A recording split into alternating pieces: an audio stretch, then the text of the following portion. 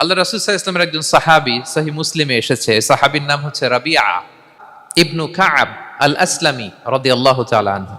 উনি বলেন, একবার আমি রাত্রিবেলা রাসূল সাল্লাল্লাহু আলাইহি ওয়াসাল্লামের সাথে ছিলাম, কোনো এক কারণে রাসূলের সাথে রাত কাটিয়েছি। তো রাসূল সাল্লাল্লাহু আলাইহি ওয়াসাল্লাম যেহেতু তাহাজ্জুদের সালাত পড়েন, তো তিনি বলেন আমি মাঝরাতে উঠে একটা গামলা দিয়ে পাত্র দিয়ে অজুর পানি নিয়ে আসছি বিশ্বনবীর জন্য, এনে দিলাম। বিশ্বনবী এত খুশি হলেন, আমাকে বললেন সাল, হে কাআব তোমার কি লাগবে চাও। উনি বললেন আসআলুকা মুরাফাকাতাকা ফিল জান্নাহ। উনি বললেন ইয়া রাসূলুল্লাহ, আপনি যদি কিছু চাইতেই বলেন তাহলে আমি জান্নাতে আপনার সাথে থাকতে চাই। বড়টাই চাইছে, ছোটখাটো জিনিস চাই নাই। যে নবী, হে আমি জান্নাতে আপনার সাথী হতে চাই। বিষ্ণু বললেন আওয়া গায়রা যালিক, আর কিছু চাও, অন্য কিছু লাগবে? বলতেছে না, উরিদু যাক, শুধু এইটাই চাই। তখন বিষ্ণু সাল্লাল্লাহু আলাইহি ওয়াসাল্লাম বললেন আইন্নি আলা নাফসিকা বিকাসরাতিস সুজুদ, এই মর্তবা যদি তুমি চাও তাহলে বেশি বেশি সেজদায় লুটিয়ে থাকো। আলাইকা বিকাসরাতিস সুজুদ, বেশি বেশি সেজদা দিও।